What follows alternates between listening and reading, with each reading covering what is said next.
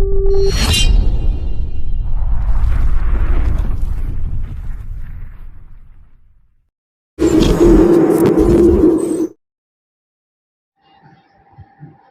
दो तीन बातें स्पष्ट करना चाहता हूं, कोई भाषण का समय नहीं। बेशक मैं एक अंतर्राष्ट्रीय राजनीतिक दल का सिपाही हूं, लेकिन माननीय पत्रकार बंधुओं, और कोई आयोजन हो तो सीआईडी खुफिया तंत्र हमेशा मुस्तैद रहता है। और आजकल सोशल मीडिया का जमाना है अमित जी।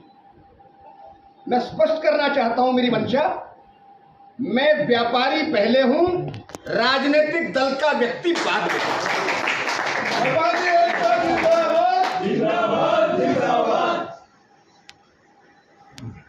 कोई मेरी बात को अदरवाइज ना ले।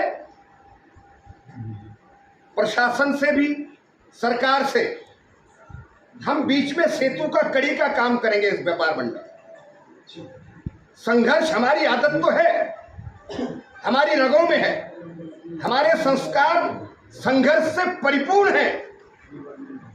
हम अनुशासित लोग हैं, हम मर्यादित लोग हैं, क्योंकि व्यापारी महेंद्रगढ़ जिला में किसी की बहू नहीं बनेगा। ये बात इरादे में स्पष्ट करना चाहता हूं। व्यापार है तो प्रदेश है, व्यापार है तो देश है। बिना व्यापार और बिना व्यापारी के ना प्रदेश चलेगा ना देश चलेगा। इतिहास इस बात का साक्षी है, जब भी व्यापारियों के अधिकारों का हनन हुआ है, उनके अधिकारों को कुचलने की कुचेष्टा हुई है। ये मैं नहीं कह रहा, ये भाषण की बात नहीं। सीआईडी के भाई बाहर बैठे हैं, मुझे पता है। शालीनता से इस बात को नोट करें।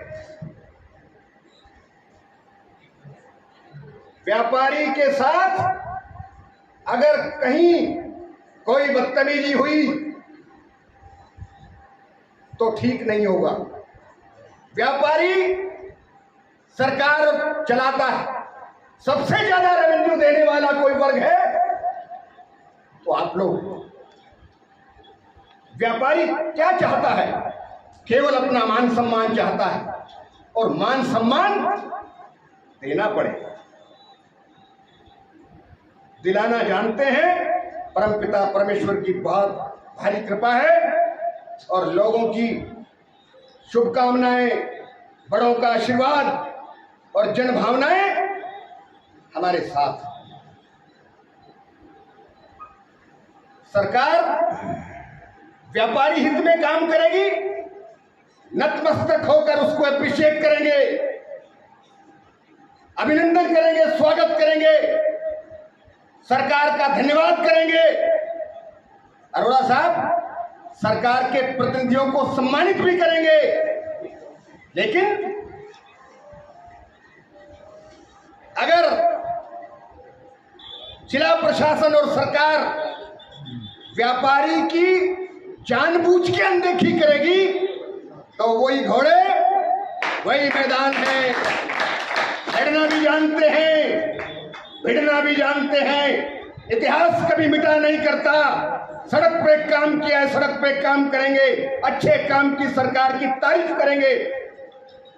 जंगे आजादी आजाद चौक से वहां सम्मानित भी करेंगे।